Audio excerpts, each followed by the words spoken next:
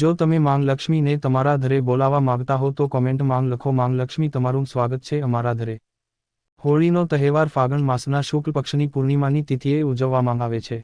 આ વર્ષે હોળી 25 માર્ચ 2024ના રોજ ઉજવવામાં આવી રહી છે.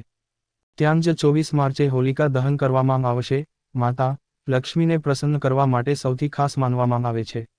હોલિકા દહનની રાત મહાસિદ્ધિની રાત માનવામાં આવે છે. આ દિવસે કેટલાક ખાસ ઉપાય કરવાથી એનું શુભ ફળ પ્રાપ્ત થાય છે અને મનપસંદનું પરિણામ મળે છે. હિન્દુ ધાર્મિક માન્યતા અનુસાર હોલિકા દહનની રાત તંત્ર સાધના કરવા માટે ખૂબ ફળદાયી માનવામાં આવે છે.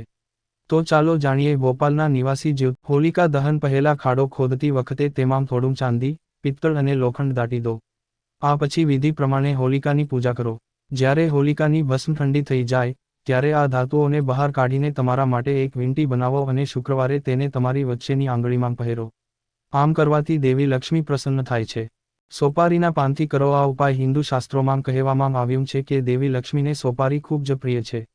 હોલિકા દહનના દિવસે 7 પાન લઈને હોલિકાની પ્રદક્ષિણા કરો અને દરેક પરિક્રમામાં હોલિકાની 7 વાર પ્રદક્ષિણા કરો અને 7 વાર પ્રદક્ષિણા કરતી વખતે હોલિકાને 7 પાન ચઢાવો.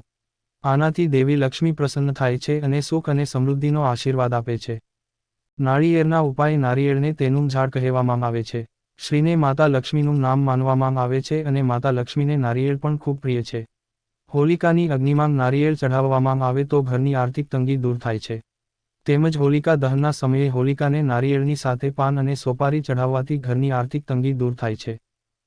4. હોલિકાની ભસ્મથી ઉપાય કરો. હોલિકા દહન પછી બીજા દિવસે હોલિકાની ભસ્મને લાલ કપડામાં બાંધીને તેમાં સ્ફટિક શ્રીયંત્ર, ચાંદીના સિક્કા અને 5 ગાયો રાખો. આને તમારા ઘરના ધન સ્થાનમાં રાખો. આમ કરવાથી નોકરી, ધંધો અને સંપત્તિ વધે છે.